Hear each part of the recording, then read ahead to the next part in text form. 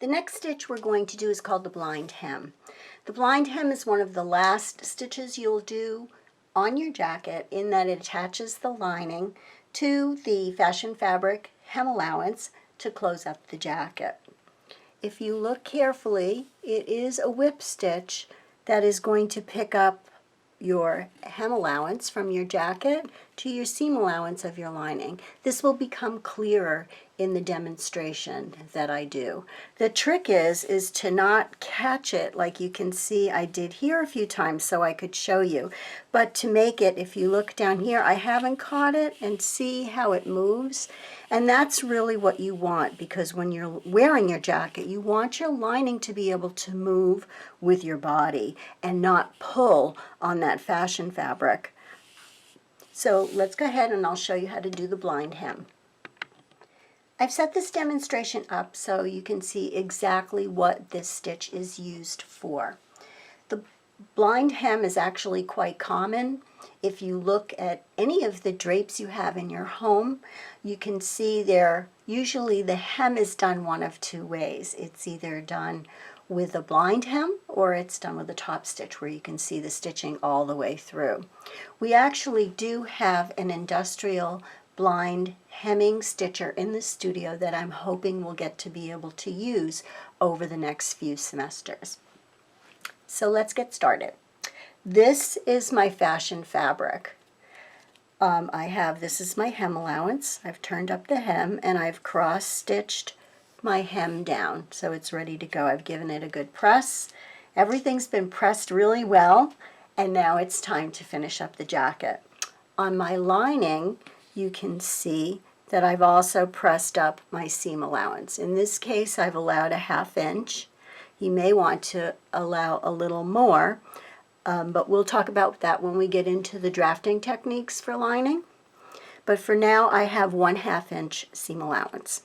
So this is my lining. I'm going to put wrong sides together. So this is the back side of the jacket. This is the back side of the lining. And I'm going to put that right about 3/4 of an inch up from the edge of the garment. And then what I'm going to do is to take the allowance and fold it back. And I'm going to pin it. It's much easier if you pin this up. You can pin it up as you go, or you can pin it up all at once. Okay? So now my goal here is to stitch my hem allowance and my seam allowance on my lining and my fashion fabric invisibly together. I'm going to start out by burying my knot in the hem allowance of my jacket, and now I'm going into the allowance of the underside allowance of the lining, and I'm just going to pick up a few threads. And again, this is a whip stitch, so I'm just coming around in this manner. Then I come back here, I pick up a few stitches from my hem allowance, and I come up into my lining and pick up a few stitches in my lining. So it should look like this.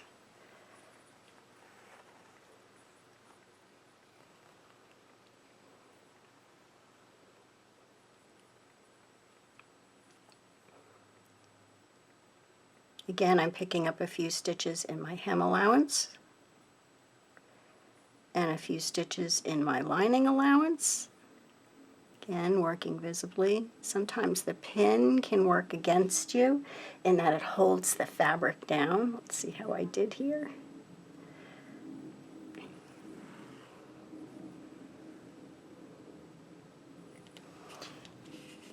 So again, I'm just going to come over and whip stitch, picking up invisibly on the hem allowance, invisibly on the allowance on your lining.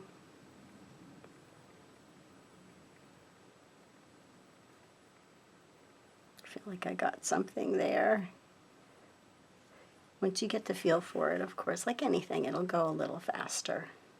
Okay, So now I look on the other side. I can actually now pull my lining, and that's really what you want. You want your lining to stay in place.